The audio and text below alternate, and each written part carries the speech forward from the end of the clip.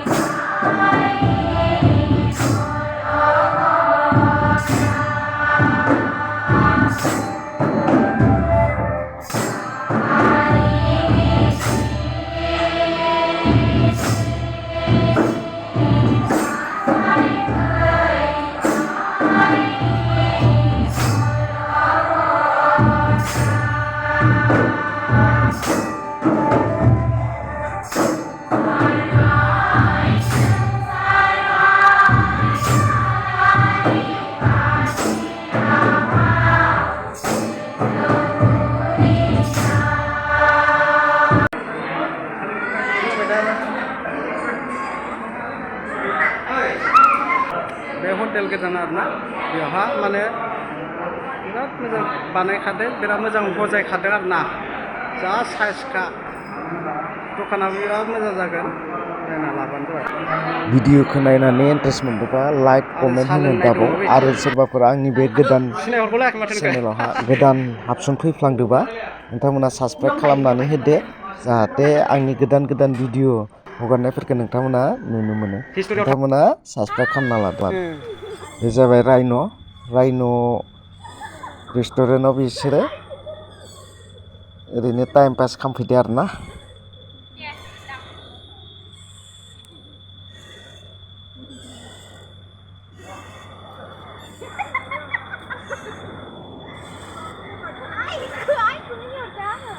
नोंलाय मानो नुजायाखै ओमफ्राय? नुजाना इथि खनसे नाहर र' दे।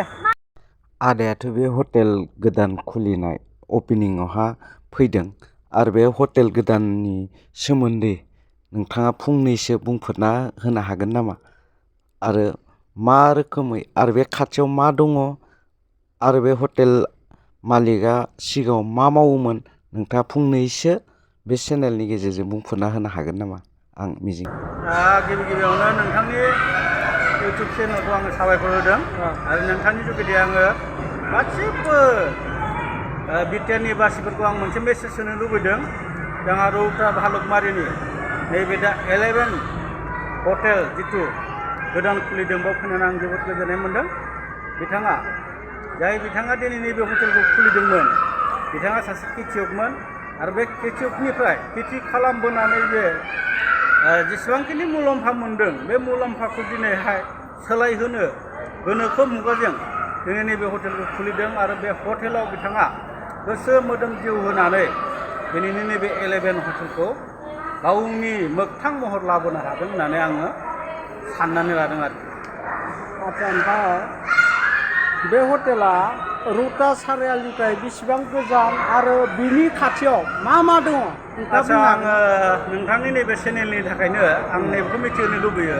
जोंनि जिथिया बिटिआरनि रौता सारियालि, बे रौता सारियालिनिफ्राय 2.5 किल'मिटार डिस्टेन्सआव दङ बिथांनि बे 11 हटेला। दिनै बिथांनि बे 11 हटेलनि साखाथियाव मोनसे आइसार पेट्रल पाम्प दङ आरो बिथांनि अपोजिट फारसे साहा खालि राइन' रेस्टुरेन्ट होननाय दङ। बिथांनि बे अपोजिट खोलाहायनो बे 11 हटेला दिनैनि अपेनिं जादों आरोखि। बे हटेल अपेनिं खालामनायाव नोंथाङा फैनानै बोरै मोन्दों? बे हटेल अपेनिं खालामनायाव आं जोबोद गोजोननाय मोन्दों, खारन बिथाङा जोंखौ दिनैनि बे गावनि गोसो गोरबोजों नैबे गावनि खस्थ' खालामनायजों लोगोसे नैबे हटेलखौ जाफुंसार होनायनि थाखाय बिथाङा जोंखौ बेवहाय सेरेमनियाव लेंहरदों आरो बिथांनि बे लेंहरनायाव जों दिनै नुजाफैनो हानानै जोबोद गोजोननाय मोनदों आरो बे ओनसोलनि गासिबो रायजो राजाया लैहोर लैहोर फैनानै बिथांनि बे हटेल सेरेमनियाव बयबो बाहागो लाफैदों। थेंक इउ नोंथाङा बेसेबांखिनि खोथा बुंनायनि थाखाय आं जोबोद गोजोननाय मोनदों। ओमफ्राय हाइ रडनि बेसेबां गोजानाव बेसेबां फारागाव दङ? हाइ रडनि मथा मथि 30 माने डिस्टेन्सआव बिथांनि हटेला हाइ रडजों एटाच बेखौ जों मा होनना बुंगोन बेखौ 30 सेन्टिमिटार गोजानाव दङ आरोखि। ओमफ्राय बेथिंदि पेट्रल पाम्प दङ बेनि सोनाबहा आइसार पेट्रल पाम्प दङ। बे बिथांनि मुङा जाहैबाय मनिराम दैमारि आरो बेनि साहा अपोजिट रायनु दङ, रायनु हटेल बे जुति बिथांनि बेजों लोगोसे गोबां बेबायदिनो फिसा फिसौ बेवहाय दखानफोर दङ, हटेल दङ, अनेक दङ आरोखि। दा आङो नोंथांनि चेनेलनि जुगेदि गासिबो बिटिआर बासिफ्रा जायफोरा बे रौता हालामाव फैयो बिथांनि नैबे 11 हटेलाव फैनानै जाहाथे गावनि गोसो बायदि गावखौ सुफुंनो थाखाय बेवहाय दसेबाबो हाबलांनो हागोन होननानै आसा खालामो। मोनसे मेसेज हरबाय जाहाथे रौता हालामाव फैयोब्ला जोंनि नैबे 11 हटेलाव गावनि गोसो बायदि गावनि उखैनायफोरखौ भजन खालामलांनो हागोन होननानै आं आसा खालामदों। थेंक इउ धन्यबाद। नोंथांनि थाखाय बेसेबांखिनि खोथा बुंनायनि थाखाय थेंक इउ होबाय आं। गोजोन्थों। नोंथांमोना जोबजासिम नायलां, जोबजासिम नायोबासो इन्टारेस्ट मोनगोन। जोबजासिमबो बिराद मोजां मोजां दङ आरो माखासे बुंफोरनायबो दंख' जोबनायथिंबो नायजोबगोन होनना आं फोथायबाय। नोंखौनो खेवदो।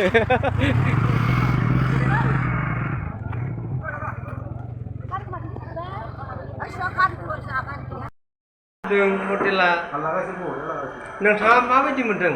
आं दिनै बहुत रंजानाय मोनदों, गोग्गा मोनदों। मानो होनब्ला आंनि बिनानावा दिनै खस्थ' खालामनानै बेसेबांखिनि माने सिगाङाव दावगालांदों आरो उनाव दावगालांथों आं बेखौ बहुत गोग्गानाय मोनदों। आरो बर' हारि हिसाबै जाहाथे जोंनि इयुन जोलैफ्राबो जाहाथे गावनि खस्थ'नि गेजेरजों जौगालांथों आं बेखौ लुबैयो। आरो दिनैनि बे जोंनि बिनानावनि 11 हटेल बेखेवनायाव आं नुजाथिफैनानै जोबोद गोजोननाय मोनदों आरो इयुनावबो माने बिसोरनि थाखाय मोजां मोनगोन। आरो सिगांथिंजाय रायनु जितु हटेल दं बियो जोंनि हारिनिनो, थेवब्लाबो बियो एसे माने जोंनि बिथिं बिनि अपोजिट साइडआव 11 हटेल खुलिदों। जायखिजाया जोंनि गेजेराव सोलिलांनांगौ, जेबो एना एनि थालायनाङा। आरो मोजां मोनदों आं दिनै फैनानै आरो जौगालाथों इयुनाव बेखौ जों आफा इसोर बाथौनि सेराव आर'ज गाबो, आशीर्बाद नागिरो जाहाथे आफा इसोरा आरोबाव माने जौगालांनायनि खाबुखौ होयो। बेखौ आं आफा इसोरखौ आर'ज गाबनाय एसेखौनो आं गावनि पार्सनेल हिसाबै माने हटेल धाबा खुलिना लादों। जोबोद मोजांनि बाथ्रा जोंनि गेजेराव बिदि जानाया। आरो बेबो बर' मानसिनिनो मोनसे थाव दिपु धाबा बिथाङा जितु सालायगासिनो दं। Thank you. Kau nak kaya?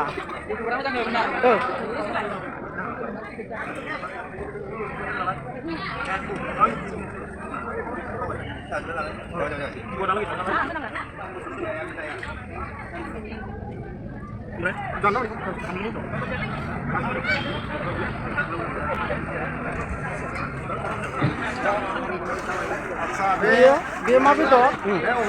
अमा ना? ओमफ्राय लोगोसे बे बोरमा बेयो बोरमा बोरमाबो आरो ना।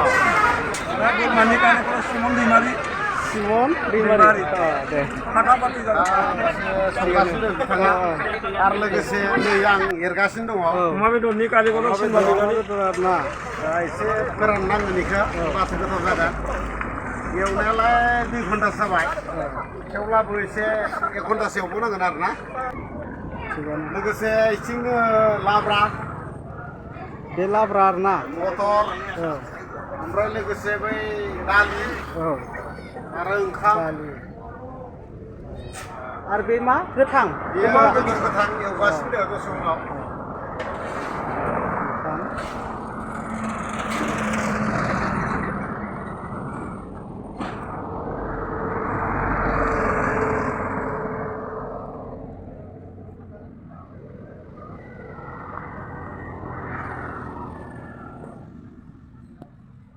नोंथाङाथ' बे 11 हटेल खाथियावहा पान दुखान होदों बे पान दुखाननि सोमोन्दै फंनैसो बुंदो आरो बे 11खौ बे हटेल 11नि मुंखौ बोरैहाय दोननो मोनखो बे हटेलनि नामखौ दिननो सानाखैमोन उनाव ड्राइभारफ्राबो 11 बुङो आरो गामिनि लोंफैग्राफोराबो 11 बुङो बेखौ लानानै 11 दिनानो साबसिन जागोन नामा होननानै सानबाय आर'नाइ दिननोसै होननानै थांदोंमोन आर'नाइ प्रिन्ट खालामहांहांआवनो आर'नाइखौ दिनथ'नानै गासै ड्राइभाराबो बुङो लोंग्रायाबो गासैबो बुङो बेयाव 11 होननानै बेवहाय 11खौ दिननायानो मोजां जागोन होनना 11खौ दिननाय जाबाय गोबां जायगाफोराव आर'नाइखौथ' हटेलफोरा नाम लायो दायो 11 दोननायाबो गाज्रि नङा बेबो गोदान मोनसे नामसो बेनिखायनो बे मुंखौ दोननाया मोजां जादों आरो माने खाथियाव रायनु दोङो आरो बेनि अपोजिट साइडआव 11खौ दोनबाय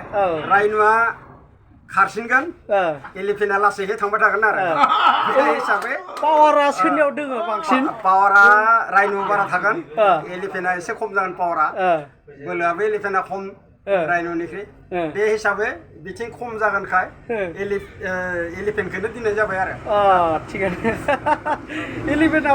11 मुं दोननायाबोथ' गाज्रि जायाखै जोबोद मोजांसो जादों ओमफ्राय नोंथाङा बे पान दुकानावहा मा ओरैनो फाननाय जायो नोंथाङा फंनैसो खोन्थानो हागोन नामा नोंथांनि बेयाव फाननायफोरखौ सिगाङाव गोबां दङमोन गासै माबाफोरानो दा बेफोर गासैबो सोलिया बेवहा सेखर केपि आरो बेनिफ्राय बे गय बिनि अनगायै जेबो सोलिया गरम बोथोराव थान्दाफोर सोलियो फ्रिज दोङो बे गोजां बोथोराव जि सोलियोना सोलिया जि सोलियो नैलाय आं लाखिनानै दोनदों दे बेफोर दोङो नैबे बर'नि आर'नाइ बे बर'नि आर'नाइ आरो बे बर'नि आखाइजों दानाय आरो नैबेबो बर'नि आखाइजों दानाय गामसा आरो नैबेयो बर'नि आखाइजोंनो दानाय बेबो उल जि खुन्दुङा बर'नि नङा गुबुननिफ्राय लाबोनाय थेवब्लाबो बेखौ खुन्दुंखौ बायनानै जोङो दानाय जायो ओमफ्राय बेयाव मा हारिनि मानसिया बायनाय जायो बेखौ आंनि बेयाव गुबुन गुबुन हारिनि मानसिफोरा बायो जेरै बिहारनिफ्राय फैनाय बिहारिफोर इउपिनिफ्राय फैनाय इउपिफोर आरो पान्जाब राजस्थान हारियाना गुजरात बेफोरनि फैनाय ड्राइभारफोरा जोंनि बर'नि बे आर'नाइ आरो बर'नि आखाइजों दानाय गामसा हिफोरखौ लाना थाङो बेवहाय आं बेफोरखौ आंनि दखानाव लाजाबफानाय जायो आरो जि बायसा खोथा बुंबाय जोबोद मोजां मोनबाय दे बिदिबा दोनथ'नोसै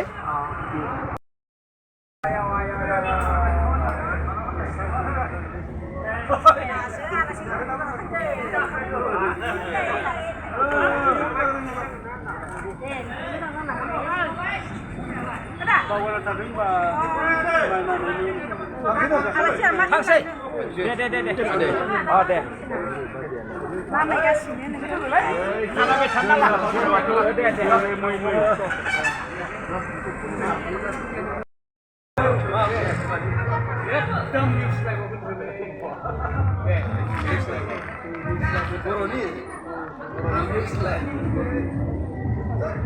दे जाबाय बे र'